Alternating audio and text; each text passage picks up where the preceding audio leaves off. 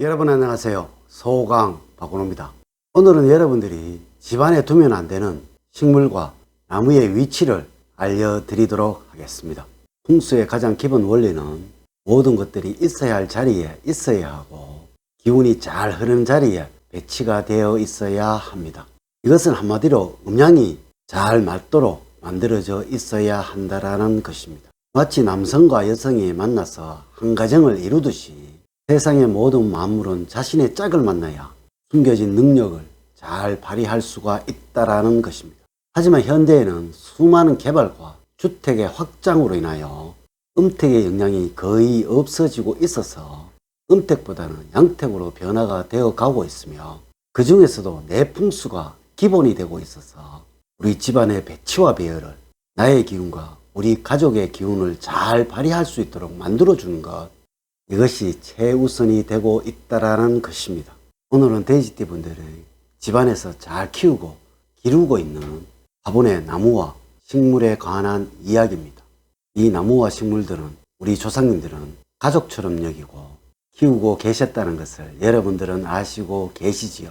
이유는 바로 이것입니다.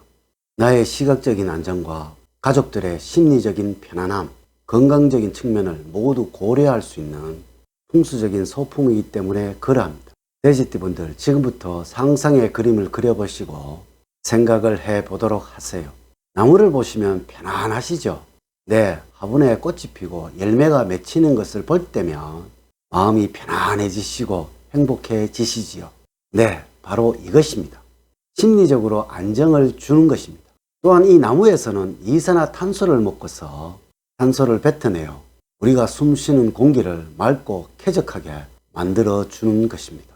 하여 우리의 건강을 지켜주는 것이란 것입니다. 이러한 나무들과 꽃들 중에서 집안에 두어서는 절대로 안 되는 것들이 분명히 있다라는 것입니다. 네, 이는 한 개인이 감당할 수 없는 기운을 뿜어내기 때문에 그러합니다. 세상의 모든 만물들은 내가 감당할 수 있는 것은 나에게 득이 되는 것이고, 내가 감당을 할 수 없는 것은 나에게 득이 되는 것은 거의 없습니다. 네, 우리의 삶에서는 욕심만큼 우리를 파멸로 몰아가는 것은 없다라는 것입니다. 이것은 한마디로 욕심을 부려서는 안 된다라는 것입니다. 자, 그러면 집안에 어떠한 욕심이 있는지 알아보면 되겠네요. 그리고 이것을 치우시면 되겠습니다. 첫 번째로 집안에 있어서는 안 되는 나무입니다. 나무 중에서도 내 키보다 큰 과실은 안 됩니다. 집안에서 키우는 나무는 관상용이어야 한다라는 것입니다. 돼지띠 분들, 집안에서 개, 고양이 많이 키우시죠? 네, 어떤 분들은 가족같이 여기시고 같이 지내시는 분들이 많으시죠. 그런데 이 개가 너무 크고 사나워서 통제할 수 없는 상황이 된다면 어떻게 하겠습니까? 혹 돼지띠 분들 중에서 사자와 호랑이를 키우고 싶은 분 계시나요? 네, 맞습니다. 이러한 동물들은 동물원에서 보는 것이 맞겠죠. 네, 나무들 역시 그러합니다. 이 나무에는 기운이 없는 듯 하지만 실제로 뿜어내는 기운은 다른 무엇보다도 강하다라는 것입니다. 당연히 과실수는 농장이나 과수원에 있어야 하겠지요. 이것이 집안에 있다면 수분들을 다 빨아들이고 우리의 삶을 힘들게 만든다고 합니다. 이러한 나무들 절대로 집안에 있어서는 안 됩니다. 이것이 음과 양의 균형을 깨뜨리는 것이니까 집안에서 양기는 약해질 것이고 정치와 번영 역시 기대를 할 수가 없다라는 것입니다. 두 번째로는 등나무와 은행나무가 되겠습니다. 이 나무들은 대체적으로 음기가 간 나무들인데요. 일제 때 우리 민족의 전기를 끊기 위해서 왕궁을 막아서 조선 총독부를 세우면서 그 주변에 은행나무를 많이 심었던 것을 혹시 아시는지요? 네, 어느 지역이든지 동사무소 근처에는 그 주변에 은행나무가 많이 심겨져 있는 것을 아시는지요? 네, 이것은 그 지역의 기운을 막기 위해서, 그리고 끊어버리기 위해서 일제가 그렇게 했던 것입니다. 우리 풍수학에서도 은행나무가 집안에 있다라면 집안을 흉하게 하고 망하게 한다는 거 꼭 아셔야 합니다. 혹시 여러분들 등나무나 은행나무가 집안에서 기르고 있다라면 그 끝이 본인의 키를 넘지 않도록 가지치기를 해 주셔야 한다는 것입니다. 세 번째로는 시들어 있거나 죽어가는 나무들입니다. 이는 무슨 수를 쓰시더라도 버려야 합니다. 간혹 어디 가셔서 모양이 좋다고 죽은 나무 등거리를 주워 오시는 분들이 계시는데요. 이것은 무조건 버려셔야 합니다. 이것은 나쁜 기운이 집안에 들어온다라는 의미가 되는 거예요.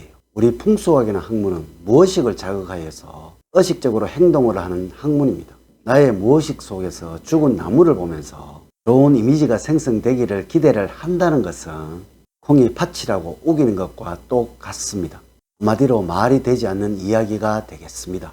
돼지띠분들, 이것은 잠시 보기는 좋을지 모르지만은 같이 살고 있는 가족들은 이로 인하여 성취와 욕구가 생겨나지 않을 것이고 계속적인 삶의 실패로 인하여 어려움을 겪게 된다라는 것입니다.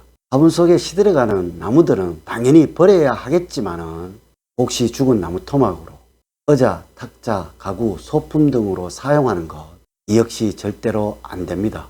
만약에 이것을 사용을 하고 싶다라면 여러분들 좋은 방법 알려드릴게요. 반드시 가공을 해서 사용을 해야 하고 색을 입히든 니스를 칠하든 그 죽은 기운이 새롭게 태어나는 의식을 반드시 해 주어야 한다는 것입니다. 꼭 가정에 숯을 두시는 분들이 계시지요. 이 역시 절대로 숯만 두셔서는 안 됩니다. 그냥 둔 것은 죽은 나무의 기운입니다. 이렇게 숯만 집안에 두시게 된다라면 누가 아프든가 큰 사고가 일어나는 일들이 생겨나게 된다라고 합니다. 절대로 그냥 숯만 두시지 마시고요. 수생식물과 같이 공기의 정화와 가습기의 역할도 가능하도록 꾸미고 만들어서 집안에 두셔야 한다라는 것입니다. 이 숯을 집안에 두실 경우는 꼭 식물과 같이 두어서 중화된 것으로 재가공을 해서 두셔야 한다는 것을 꼭 아셔야 합니다. 네 번째로는 안개꽃이 되겠습니다. 꽃을 선물할 때는 꼭 필요하지요. 이 안개꽃은 생화이든 조화이든 절대로 집안에 두시면 안 되는 꽃이라고 말을 합니다. 왜 그럴까요? 가족과 여러분들을 침울하게 하고 걱정되는 일을 계속적으로 만들어낸다라는 것입니다. 이 안개꽃은 음기가 매우 강한 것입니다. 내 음양의 조화가 없이 자체적으로 음기만 강하게 된다라면 어떻게 될까요? 물론 잠시는 상관이 없습니다.